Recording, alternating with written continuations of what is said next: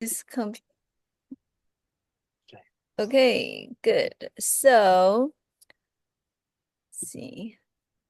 Hello and welcome to Backyard Psychotherapy Chats. I'm Angela Wu, and in this series, I have the privilege of speaking with esteemed professionals and in the field of psychotherapy and psychology. Today, I'm honored to be joined by Dr. John Dykman, a senior member and a researcher at Milton H. Erickson Institute of the Bay Area. Dr. Dykman studied directly under Milton Erickson and has spent nearly 50 years integrating Ericksonian hypnosis into his clinical work. With over 30 years of experience in the psychiatry clinic at Kaiser Medical Center, one of the most well-known healthcare organizations in the United States, Dr. Dykman has worked extensively in outpatient evaluation and psychotherapy, providing care for adults, children, and families. In recognition of his contributions, he was awarded the Aligned Health Research Excellence Award by the Kaiser Northeast Bay Research Committee in 1997. He's also the author of Scapegoats at Work, Taking the Bullseye Off Your Back, a book that explores the dynamics of workspace relationships, particularly for male clients. Today, Dr. Dykman will share his insights on working with male clients, exploring their personal and workplace relationships, and discussing the psychological challenges they are facing.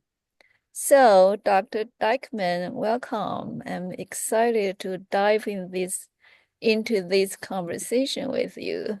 Well, thank you very much for your kind introduction, Angela. You What would are you like to very talk about? Yes.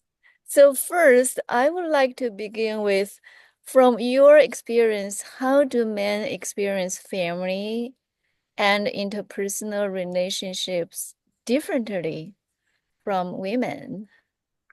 Well, that's a fascinating question, and I think it depends a great deal upon um, cultural expectations of what is expected of a man in a particular cultural situation.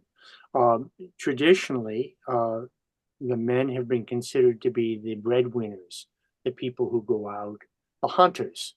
If we go back to prehistoric days, women were the gatherers and men were the hunters. And the men had very single focused and looking for something particular, whereas the women were open and often working together and figuring out, well, what around this environment can we gather to make our lives better. Um, some of that has persisted in the way we still think about men needing to go out of the household in order to search, or in this case, perform a particular task at work in order to bring money back. I see.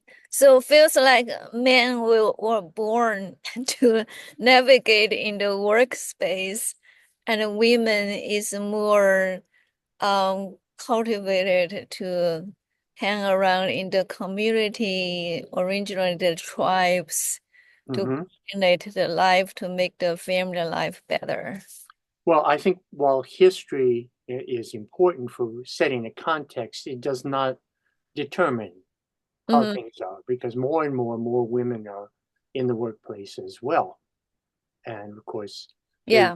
they rightly complain that that doesn't relieve them of any of the household responsibilities. They still wind up being the primary caretaker of Yeah.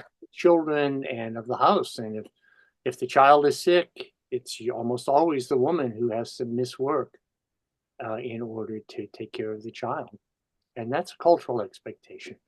At Yeah. least in the West, we don't have very good child care. And in many, many cases, families have moved away from their own family of origin.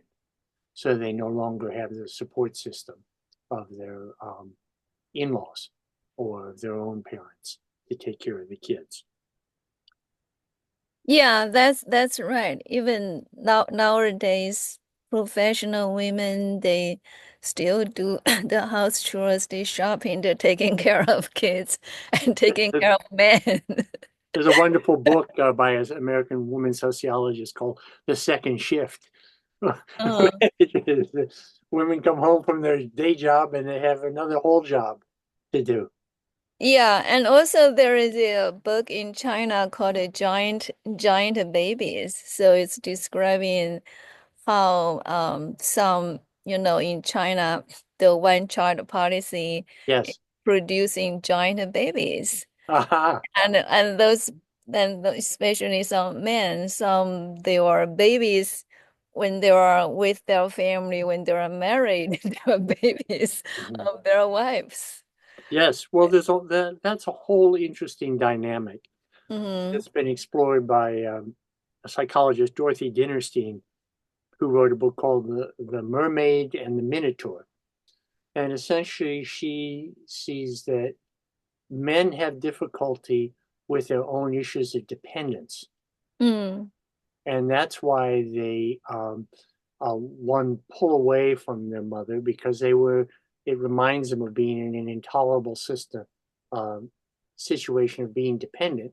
And so they feel a need to Mm. conquer nature, conquer their workplace, and be extremely competitive and be somewhat disdainful of women as a Mm. way of separating. Whereas a girl child can identify with the mother and resolve her feelings of dependence by mutual dependency. But a man cannot do that because a Mm. man does not want to be identified as being feminine, of being like their mother. So that the whole exaggerated, we would say in the West, toxic masculinity is in part a reaction to dependence. And that Yeah. if you're not, if you can't feel that you are completely independent, you feel like you're a failure and you're in danger of being sucked back into this extremely dependent relationship. Right. Yeah. So I'm curious, like knowing this part of the traditional expectations of men, knowing these traditional men and female role coming from the tradition and the previous value, how do in modern society, modern family, how do we look at a men's roles as partner and fathers, and how do the modern men navigate in the family life and work life? Often poorly. Oh, Uh-huh. I wish there were an easy solution to this. Partly it depends upon how much toleration there is from their peers of that. In many instances, a man who goes home um, is uh, to his wife and child, instead of hanging out with the boys, is considered to be either effeminate or dominated by their spouse. And we have some very unflattering terms in English for this, meaning somebody who is controlled by their wife.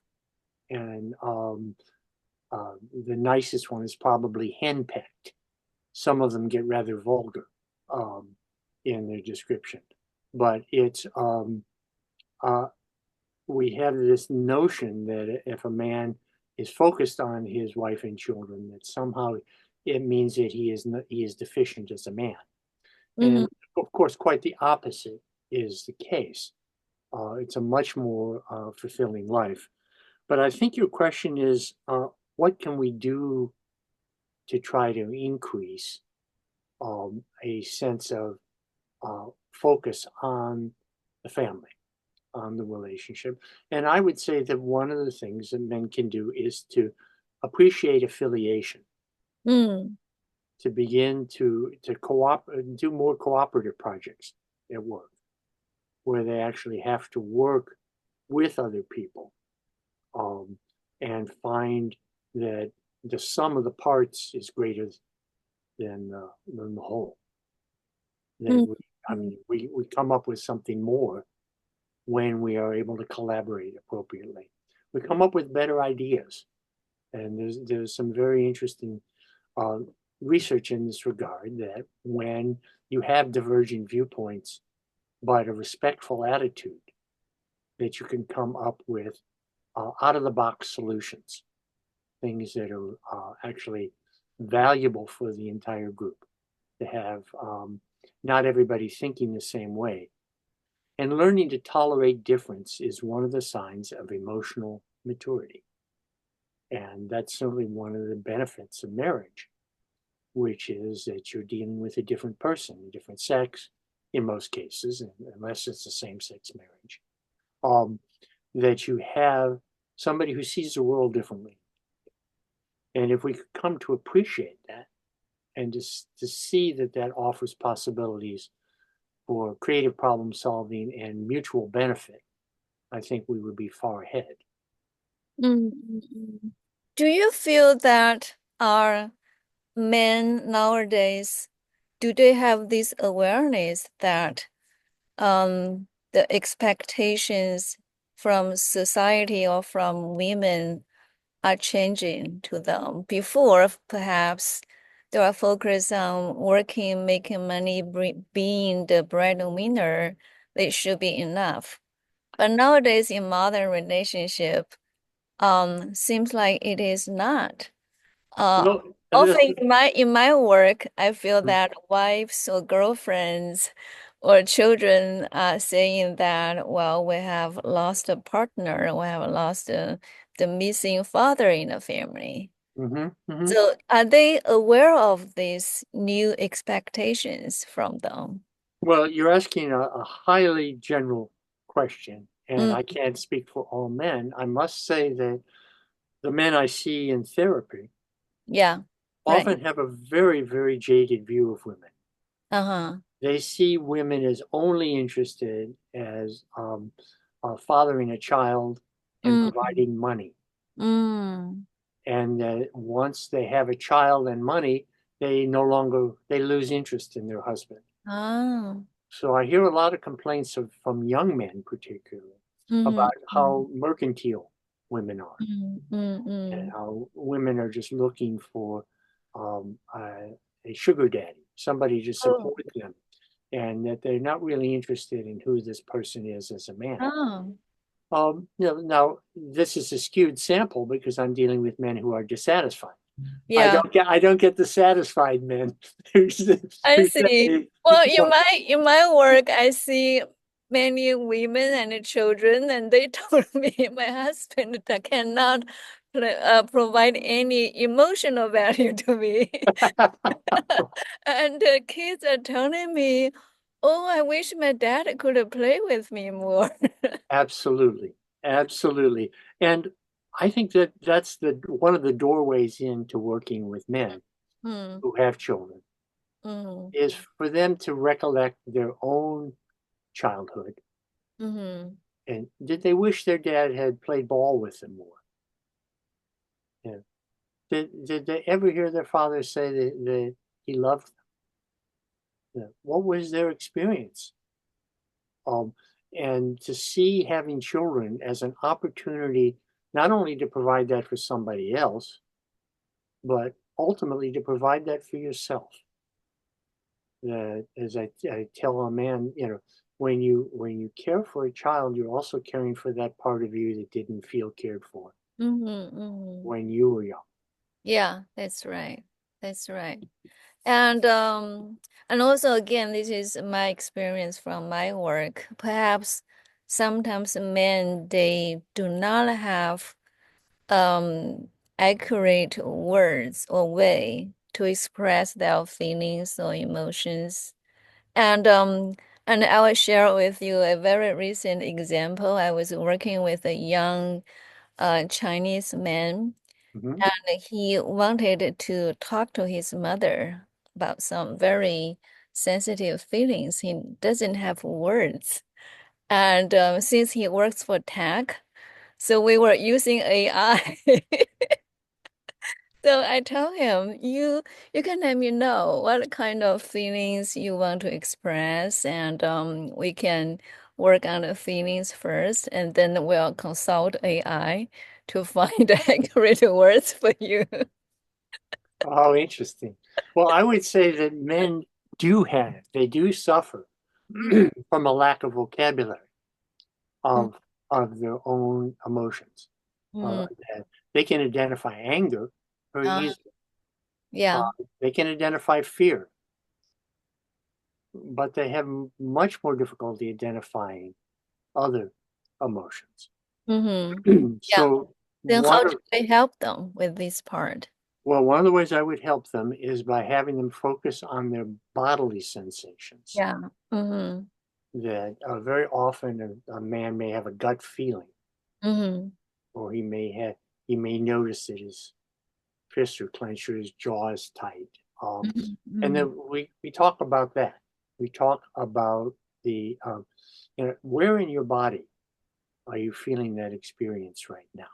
A Mm-hmm. kind of somatic focus that many therapists are familiar with is Mm-hmm. especially valuable in working with men Mm-hmm. because they don't immediately have, oh, gosh, I'm worried or I'm sad. Partly because we have tended to associate those feelings with weakness.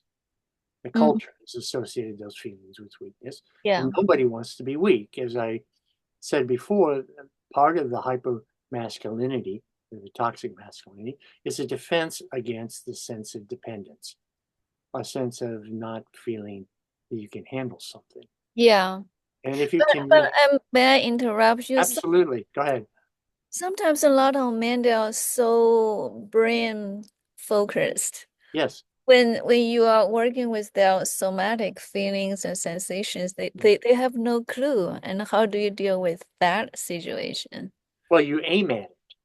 Uh-huh. You aim at the experience. So I might say, okay, so I'd like you to make yourself 10% more tense right now, Angela. Can you do that? Ah, okay. Make yourself tense now. No, you're not being tense. You're smiling. Make yourself tense. There you go. Or no, that's more than 10%. Mm, mm, mm, Just 10%. Let's do just 10%. mm. Okay, good. Right.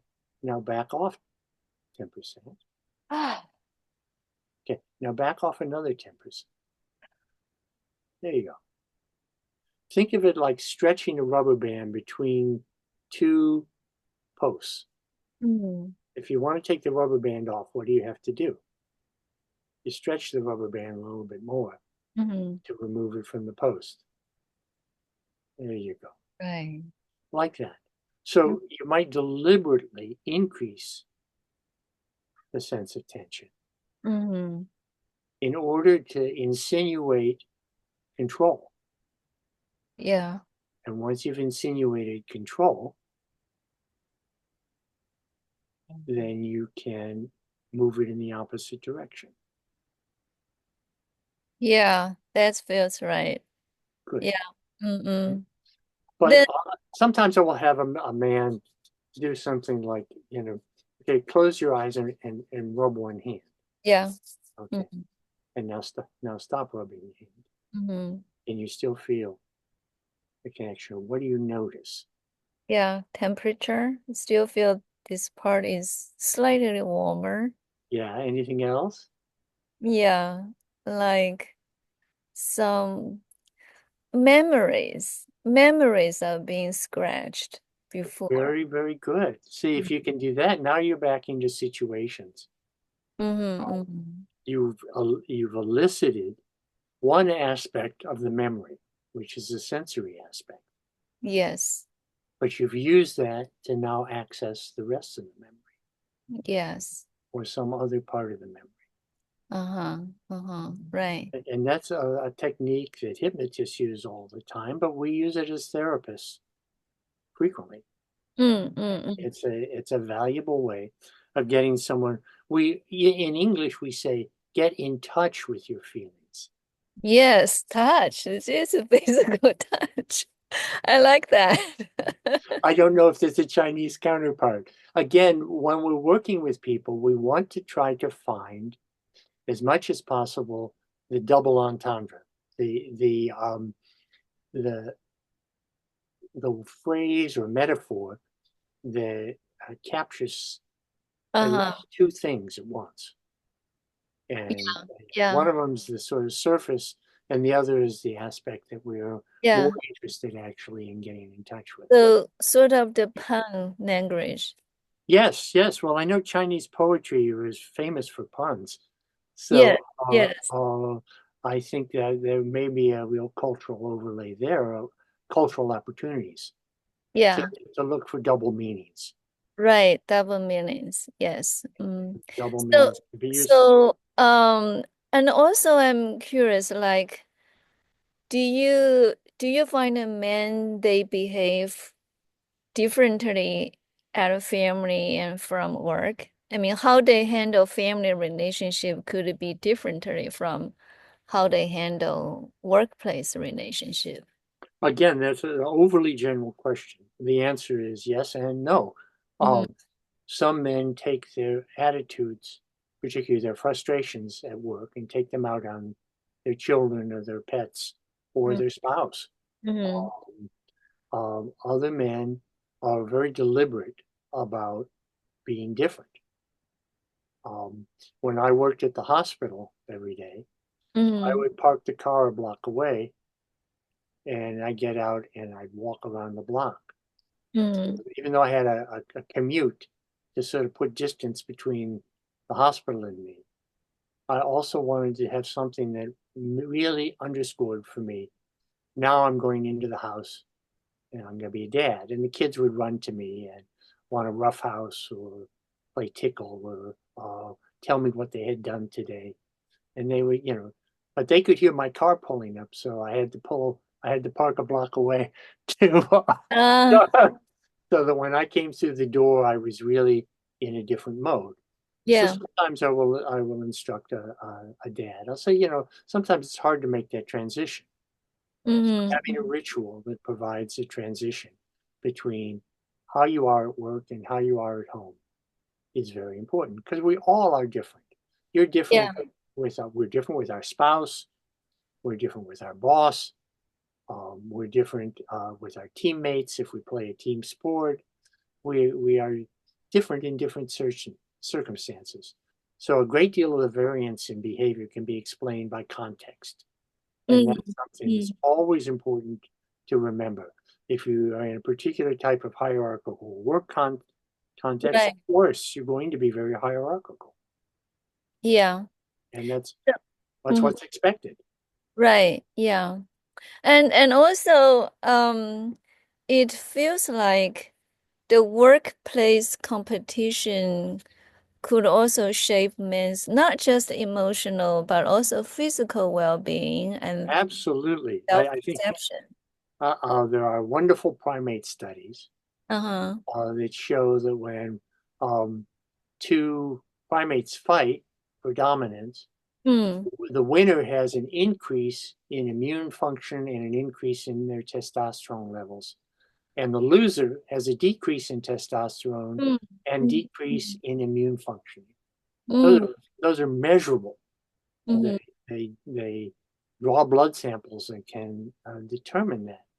Um, so that yes, I think especially since so much of our self-esteem is tied up in our status at work. Yeah. I don't know if it's similar in China, but one of the first questions you ask somebody new when you meet them here is what kind of work do you do or what do you do? Ah, yes, yes, yes. And for a long time in Western society, people were named after their occupation: Smith, Baker, Mm. Wheelwright, uh, Chandler, all of these, Fletcher, all of these were occupations. Uh, Mm. and, That's right. Yeah. and I don't know if that happened with Chinese surnames or not, but it certainly happened in the West. Um, So it's interesting that people are very heavily identified. When somebody asks, well, who are you? They usually lead with what kind of work they do. That's right. That's right. Yeah. Well, nowadays, people tend to show more respect to people's privacy. Not everyone asks, what do you do for work? Oh, good, Yeah. good. Well, I think that's fine. But Yeah. when you think about how you get to know somebody, one of Right. the Yeah. ways you locate them is Right. by the Yeah. kind of work that they do. Yeah, that's important. And what are the strategies to encourage men to be more expressive at work? Not just the feelings, emotions, and also express their opinions. Sometimes nowadays, from my work, there are many young men that seem to be very shy and or with increasing neurodiversity diagnosis, they do not know how to verbalize themselves. Well, So, that's a different problem, which is uh, a lack of knowledge versus a respect for the context mm, and mm, the social context. And of mm, course, people who are neurodiverse often are not very good about reading what mm, the social context is. right. Yeah. Um, and we have to proceed with caution in those kinds of situations because they may be seen as being pushy or not knowing their place in the organization.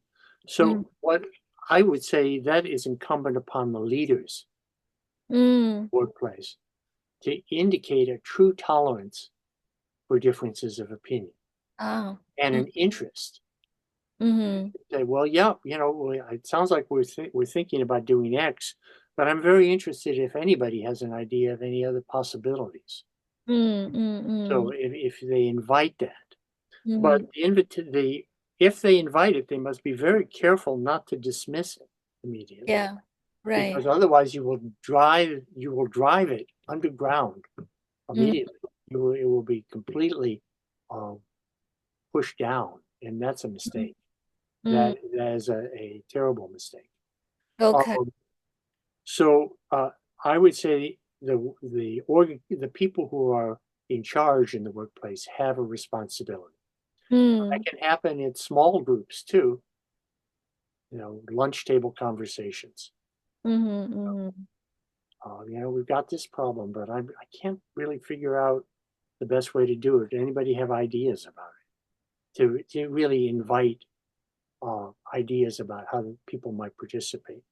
When you talk about emotional expression, the range of permissible of emotions is also a very important consideration. Yeah, is it all right to be irritated mm, with somebody? mm, Or are you only allowed to be irritated with your subordinates?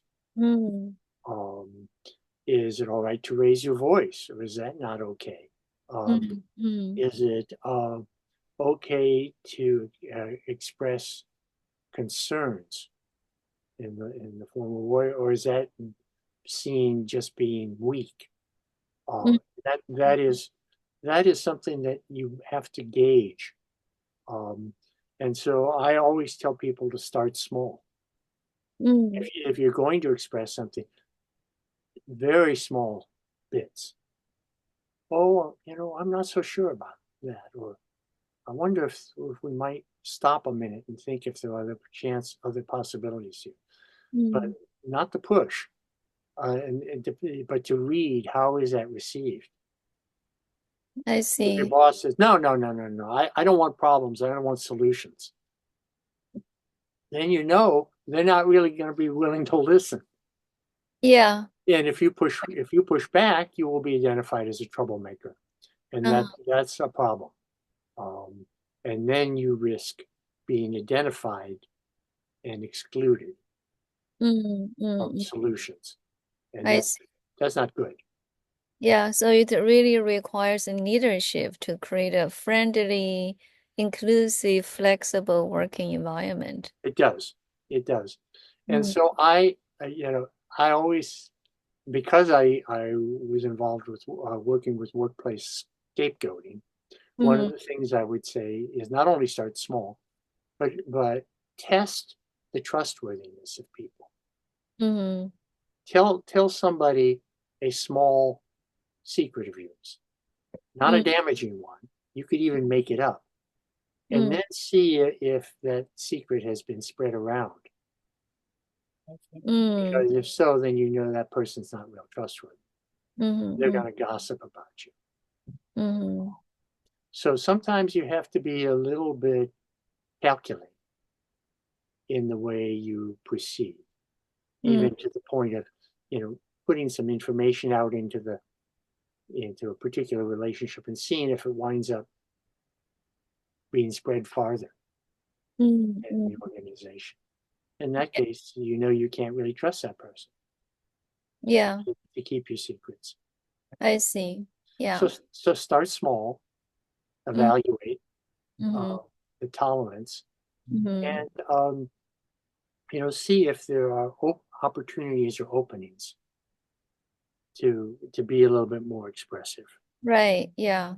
And Dr. Dykman, I know you personally practice karate, Mhm. Chinese qigong, um, some other form of martial arts. Mhm. How do you find it to help not only men, perhaps I think is it perhaps help with anybody to, as we said, get in touch with your body, get in touch with your feelings and emotions. Well, if you've ever done shote in Tai Chi, push hands, uh, Uh-huh. you know that half of the skill is in listening. Mm, It's in feeling your opponent's energy mm, and responding appropriately to it, yielding and then returning. And so I would say that there are several ways in which studies of any kind of martial art can be useful. Number one is it's a wonderful opportunity to look at your own ego mm, and your own competitiveness, mm, and instead to see the interchange as a kind of partnership. Um, in the days in my youth when I was participating in tournaments, sometimes I would be doing very well and I'd say, "Boy, I'm doing well." Bam, that's when I would get hit. If I could keep my mind clear in just like a quiet pond, mm, then the opponent's movements are reflected and my responses were appropriate. And sometimes I could even anticipate where things were going to go. So mm, be aware of the way in which self observation and ego gets in the way. Strive to remain grounded, right, strive to remain in a calm place so that your responses are always come from calmness. right, And finally, or perhaps first, to be able to listen, to see things as they are, and right. not as you wish they were, not as you fear they are, Mm, mm, and not to fuzz out. right. Those are the three, big obstacles. Yeah. So if the leadership wants to increase the productivity, perhaps they want to provide this Qigong or martial arts class at the Well, work. I think there's some value to that. Yes. Certainly Qigong because it's non-competitive. All Uh, the others are competitive, and if what you're right, seeking to do is to not introduce competition. So right. the Yeah. particular form of Qigong that I do is Dayan Qigong, Uh, wild goose Qigong. mm, And that really is 64 movements that are, work all the meridians and all the 12 major meridians and the Ren and the Do meridian.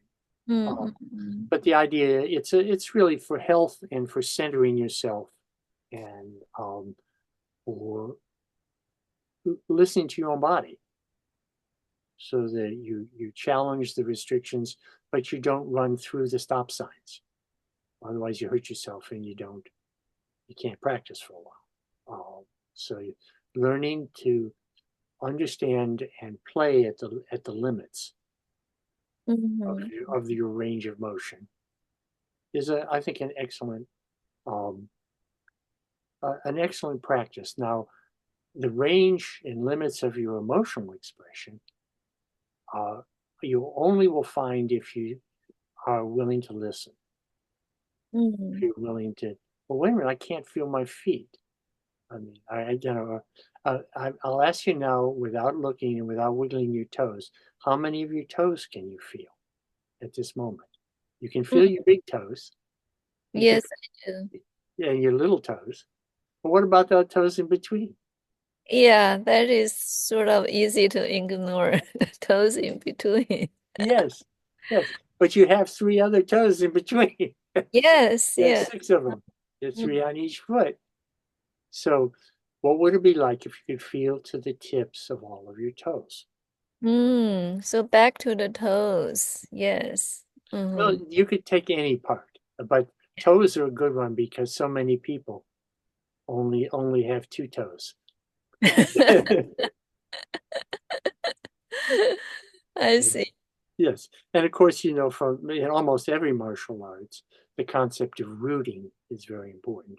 Our connection with the ground. Mm-hmm, So, mm-hmm. what is the ground of our emotional experience? Where would you put the ground of your emotional experience? Is it skin encapsulated, or does it include the people around you? Mm. Yes, I think it is the grounding should be in the relationship, the people that is within the context That would of. be wonderful, wouldn't it? But it's rare. Uh, that is very good. Just as if I'm sparring with somebody or doing push hands with someone, Mm, there's another person. They have their own energy. Can I feel their energy? mm, Can I feel the boundary between their energy and my energy? mm, There's an old saying in Chinese martial arts that when two swordsmen meet, the match is decided when their swords first touch. mm, How could that be? Well, I saw films of my master's master, uh, Yang Mei Jing, um, mm. doing a sword form. And she moved the sword back and forth and back and forth. And this ball of energy, honest to God, went up the sword and was right at the tip of the sword. And it turned toward purple. And then somebody knocked on the door and boom, it, Ah, it disappeared. disappeared. Her attention went. Right. But I saw the videotape, and I don't Wow. and I don't think it was made up. Uh-huh. I've never seen that, but I have felt it. Oh. That that sense that the energy extends beyond my fingers, Mm, and when it extends beyond my fingers, I can have some sense of when the other person is starting to move, even before I actually see it, and that's what allows you to duck a punch, but it also is what allows you to function effectively in a group. mm, Now, I'm better at that when I'm with an individual, but I know some people who are wonderful. Our friend Eric, for instance, wonderful in a group and in sensing where the group's going next. And that's a wonderful skill. I've cultivated it with individuals, but I think it's possible to cultivate um, yeah. in groups. Right. You've probably felt it in families. Yes, absolutely. And there is part of the unconscious, right? Yes, yes. And in fact, if you do a certain sort of family systems work, Uh-huh. when you're asked to role play, as I have sometimes been done, I had no notion of the history, but it turns out I'm actually acting very much as that grandparent or that uncle. Uh, Mm, and my feeling, I have no idea how that happens, but I would say it has something to do with fields of energy, mm, mm, mm, mm. and that at some unconscious level, you know, just like sometimes you go into a room and the hairs on the back of your neck stand up, and you think I shouldn't be here. Something's wrong. Mm, mm, mm. And I always tell people, trust your bad feelings. That when you have that feeling, doesn't mean you must run out of the room, but it means you must look around Yeah, for right, what's going on. Something's off here. Uh, Now right. we call that intuition, but intuition is just a fancy name for knowing something without knowing how we know it. Mm-hmm, mm-hmm. And I think men can cultivate that, and certainly the martial arts Yes. cultivates that. Uh-huh. But we want to cultivate that in interpersonal relationships. Right. That's what we've been focusing on here. Um, so just before we leave that topic, just to say that I think that somatic awareness is a useful doorway for Mm-hmm. men to contact their feelings. Yeah. And perhaps that is easier for men to adopt as well. So there are many young boys start to practice martial arts or any kind of sports might be helpful as well. Yes, Yep. yes, absolutely. Right. I think so. That gives you a sense of your body in space Right. Yeah. and your relationship to other people. Right. Yeah, absolutely. If you're playing basketball, if you're a good basketball player, you know where everybody else on your team is Mm. at that any moment, even without looking. Yes. Yes, that's right. Yeah.